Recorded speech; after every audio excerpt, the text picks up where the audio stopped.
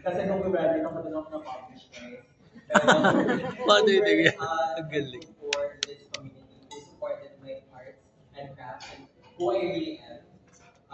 So yun nga, dun sa, I attribute this piece to the trans movement and the gay community as well. And I hope every kid who reads this gets courage to come out. So, banyo queen, ang pinaka-setting na talaga is sa banyo.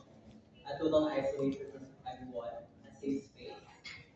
Pero, naging yung tension niya ito is, I feel like yung pinaka-tension niya is about love and fear.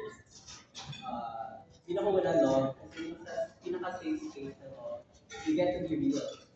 You get to be who you are. You get to accept yourself.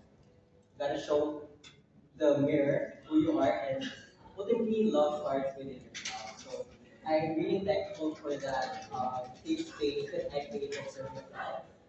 And I'm very happy now that the reality when I created this poem is very different from where I am as a trans woman. But super thankful for Malate who allowed me, accepted me when I was still socially transitioning. It's hard to come out as gay. It's harder to even come out as a trans woman in the Philippines. So thank you, Malate, for that. As I said, love and fear coincides in the tension of this piece. In terms of fear, yun nga, yung pinakahuli niya, tinatawag na ako ng tatay ko. Minsan, yung we have to face yung pagiging diktador, not just my dad, but the society. Let's not let them define who we are. It's us who define ourselves.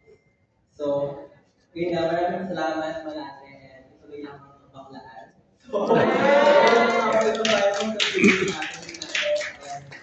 much. Ang hirap. Ano sasabihin?